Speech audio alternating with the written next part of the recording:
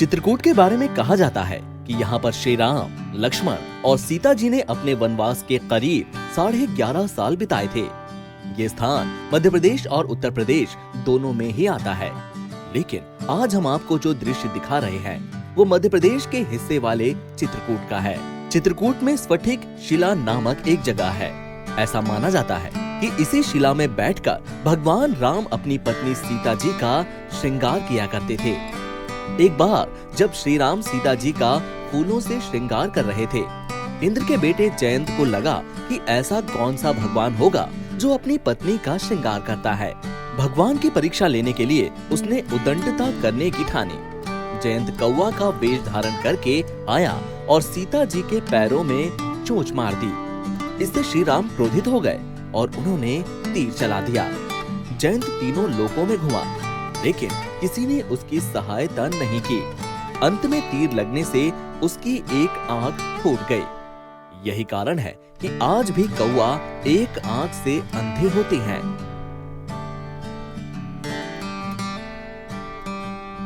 NBT online के लिए चित्रकूट से दीपक राय की रिपोर्ट। दोस्तों नमस्कार, नवभारतटाइम्स.com में आपका स्वागत है और मैं हूं डॉक्टर दीपक राय। इस वक्त हम चित्रकूट में हैं और चित्रकूट के दर्शनीय स्थल के बारे में आपको रोचक जानकारी से हम रूबरू कराएंगे। तो आइए, हम पहले ही दर्शनीय स्थल पे हैं, जिसे कि स्फटिक शिला के नाम से जाना जाता है। तो चलिए हम आपको ले चलते हैं स्फटिक शिला। इस वक्त हम मंदाकिनी नदी के किनारे खड़े हुए हैं। मंदाकिनी नदी जो है वो चित्रकूट से ही निकलती है और आगे जाकर यमुना नदी में मिल जाती है। तो इस समय हम जो चित्रकूट का है वो मध्य प्रदेश वाले हिस्से में है और यहाँ पर जो स्फटिक शिला है वो बिल्कुल यहीं पर स्थित है, मंदाकिनी के तट के किनारे। मैं हमारे कैमरामैन सहयोगी से कहना चाहूँगा कि वो स्फटिक शिला के बारे में दिखाएं कि स्फटिक शिला कहाँ पर है। हम जल्दी ही आपको स्फटिक शिला में लेकर चलेंगे। इस वक्त हम स्फटिक शिला में बैठे हुए हैं। स्फटिक शिला का बहुत बड़ा धार्मिक महत्व है। तो आइए हम पंडित जी से जानना चाहेंगे कि स्फटिक शिला क्या है और इसके बारे में क्या कहानी है। पंडित जी हमें बहुत संक्षिप्त में बताएंगे स्फटिक शिला के बारे में। ये मुख्य रूप से प्राकृतिक है, जो ऐसी शिला सारे चित्रकूट में दूसरी जगह नहीं है। यहाँ भगवान रामचंद्र जी माता जानकी का श्रृंगार किए थे फूलों का गहना बना करके। तभी इंद्र का लड़का जयंत कौवा का रूप बनाया और भगवान की परीक्षा लेने के लिए माता के पैर में चोंच मारा। जब खून बहने लगा तो भगवान एक फेंक का बाण मारा।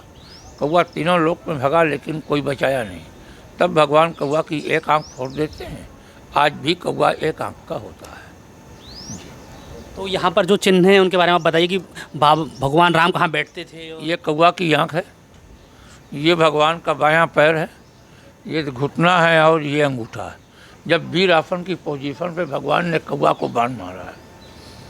श्री राम बैठे, यहाँ माता जानकी बैठी, ये माता जानकी का पैर है।